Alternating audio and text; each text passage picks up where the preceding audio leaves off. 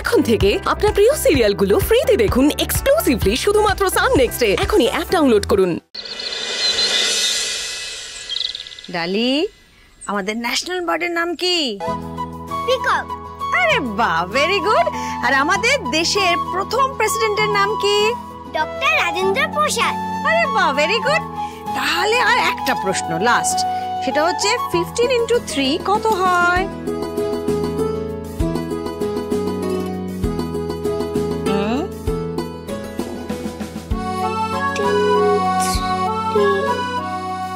Count করো। 15 ones are 15 ones are 15, 15 twos are 30, 15 threes are 45। বাহ, একদম ঠিক বলেছে। আচ্ছা ডালি, আমাকে একটা কথা বলতো, তোর এগুলো স্কুলে আগে পড়িয়েছে না? তুই এত সুন্দর মুখস্থ করলি কি করে? না গো পিমনি, আমি তো এসব ঝুম দিদি, রণ ভাইয়ের পড়ার বই থেকে শিখেছি। আমরা স্কুলে তো এত কিছু পড়াই না। সত্যি মেয়েটার মধ্যে কত ট্যালেন্ট আছে।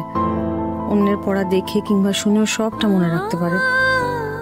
বুদ্ধিও আছে, ওকে আগেই ভালো স্কুলে ভর্তি করা উচিত ছিল। কিন্তু আমরা এর আগে কোনোদিন ডালির জন্য সেই চেষ্টাটুকু করিনি। আচ্ছা ডালিমা, তোমার তো সব পড়া মুখস্থ, তাহলে আজকে স্কুলে সব ঠিক করে উত্তর দেবে, একদম ঠিক করে।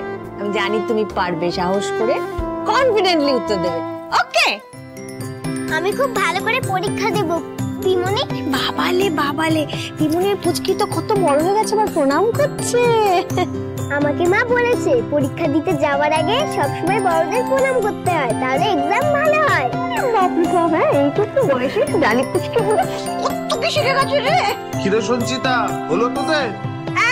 আসছে ভালো বাবা ডাকছি, চলো এসো।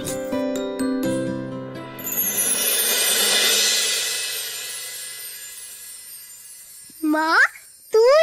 तेरे लिए आज इतना बड़ा दिन है, আমি আসবো না তা কখনো হয়? তুই জানিস মা, আজকে আমি অনেক বড় স্কুলে ভর্তি হতে যাচ্ছি। पता है, আজ তো আমার স্বপ্ন পূরণ হচ্ছে রে ডালি। তুই একটা ভালো স্কুলে পড়বি, এটাই তো আমি চেয়েছিলাম। কিন্তু এই সময় তুই আমার কাছে থাকলি না তো, আমার ছেড়ে চলে গেলে। कौन बोला? मैं तो तेरे साथ ही हूँ ना डाली बिटिया। देख, मैं तेरे लिए आई ना। আচ্ছা মা, আমি অনেক বড় স্কুলে পড়লে, অনেক বড় হলে তুই আমার কাছে ফিরে আসবি তো? जरूर। তুই শুধু জলদি জলদি বড় হয়ে যা। তুই আমাকে তোর সাথে নিয়ে চল না রে মা, আমি একদম লক্ষ্মী মেয়ে হয়ে থাকবো। তুই তো আমার লক্ষ্মী মেয়ে আছিস বিটিয়া। আমার তোর কথা মনে পড়ে জানিস মা। मुझे भी तेरी बहुत याद आती है डाली बिटिया।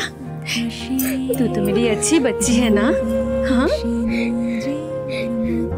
तो फिर रोना बंद करो। देख बिटिया, তোর পি মুনি তোর কত ख्याल रखे, তোকে ভালোবাসে। तू देख ना, कुछ दिन बाद तो मैं तुझे याद भी नहीं आऊंगी। না মা, আমার সব সময় তোর কথা মনে পড়বে। তোর জায়গা কেউ কোনোদিনও নিতে পারবে না। मेरी जगह बन जाएगी, याद रखना। ये परिवार এখন তোর परिवार, ये लोग जो তোর কাছে भगवान समान। तो कभी भी इन लोगों को छोड़ के मत जाना, ठीक है? ডালি, ওই রে চল, ভালো বাবা ডাকছে।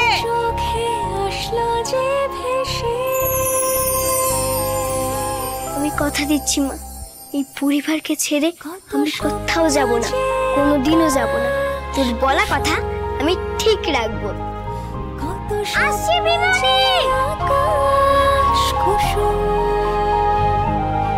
চোখে স্বপ্ন যে আকাশ কুসুম। মিনু দিদি, কি ব্যাপারটা কি? এখন ব্রেকফাস্ট পাবো না, খালি পেটেই থাকতে হবে? দিদি, এই যে ব্রেকফাস্ট রেডি হয়ে গেছে, আমি দিচ্ছি। দাদা বাস বেচারি ভেবেছিল মুখার্জি বাড়ির বউ হয়ে এসে একেবারে রাজরানী হয়ে থাকে, কিন্তু এই দামিনী তো তোমায় তোমার যোগ্যতা মতোই চাকরানি করে রাখবে। আস্তে আস্তে। দিদি আরেকটা দিই? না না থাক। দেবো না? লুচি আর তরকারি।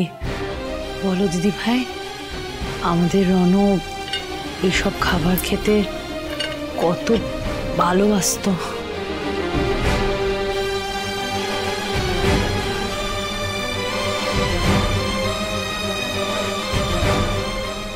সত্যিটা মেনে নাও মিথিলা, সত্যিটা অস্বীকার করলে তো আর সত্যিটা মিথ্যে হয়ে যাবে না। যত তাড়াতাড়ি সত্যিটা মেনে নিয়ে স্বাভাবিক হওয়া যায় ততই ভালো। আমি জানি আমি মুখে যেটা বলছি সেটা আদতে করা অত সহজ নয়, কিন্তু কি করবে বলো, স্বাভাবিক তো হতেই হবে।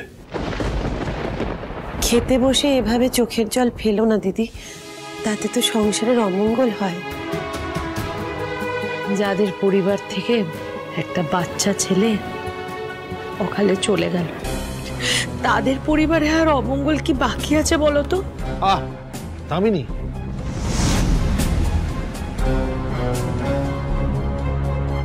ক্ষতয় মলম না লাগাতে পারলেও অ্যাটলিস্ট সেটা খুঁচিয়ে ঘা করো না প্লিজ। না মানে একটা বাজে কথা না বলে চুপ করে যাও এবার। আচ্ছা তুমি এই অবস্থায় এত কাজ কেন করছো? তোমায় কে বলেছে এসব করতে? আমাকে কেউ করতে বলেনি দাদা, আমি নিজে থেকেই করছি। সামান্য কটা জিনিস করেছি, আর এটা তো আমার নিজের পরিবার, তাই না দাদা? নিজের পরিবারের মানুষকে যদি নিজে হাতে বানিয়ে খাওয়াতে পারি আমার খুব আনন্দ হচ্ছে দাদা, সত্যি। হ্যাঁ কিন্তু এত বছর তো আমি বা আমার স্ত্রী এই পরিবারের জন্য কিছুই করতে পারলাম না রে, এটুকু অন্তত করতে দে। হ্যাঁ হ্যাঁ শেখরদা, অদিতি একেবারে মন থেকে সবার জন্য রান্না বান্না করেছে। কিন্তু ও সব কাজ করুক এটা আমি চাই না। কেন শেখরদা? বাড়ির বউ তো, তো বাড়ির বউ হয়ে যদি একটু কাজ করে তাতে কি হয়েছে? কিন্তু এই বাড়ির বউ হলে কি সবাইকে কাজ করতে হয় দামিনী? মানে এবারে বউরা কি কোনো কাজ করে না? না তোমার কথা শুনে তো তাই মনে হচ্ছে যে আমি সারা জীবন পায়ের উপর পা তুলেই বসে থেকেছি, কোনো কাজকর্ম করিনি, তাই তো? আমি কিন্তু সেভাবে বলিনি মিথিলা। আমি নোটিস করে দেখেছি শেখর, আজকাল স্পেশালি আজকাল আমাদের সবকিছু নিয়ে তোমার সমস্যা হচ্ছে। আমাদের কোনো কথা তুমি সহ্যই করতে পারছো না, আমরা সবকিছুই বাজে বলছি। অদিতি প্রেগনেন্ট, সেই কারণে আমি ওকে কাজ করতে বারণ করছি। আমি বুঝতে পারছি না এতে আমার দোষটা কোথায়। আমাকে খেতে দাও। এই ঝুম, ব্যাপারটা কি তুমি এখনো স্কুলের জন্য রেডি হওনি? আমি যে জামা কাপড় বের করে রেখে দিয়ে এলাম। না আমি স্কুলে যাব না। কেন স্কুল যাবে না কেন তুমি? আমি তো আগেই বলে দিয়েছিলাম, ডালি যদি স্কুলে ভর্তি হয় তাহলে আমি আর স্কুলে যাব না। আমি তো একটা কথা বুঝতে পারছি না, তুমি কেন চাইছো না যে তুমি আর ডালি এক স্কুলে পড়ো?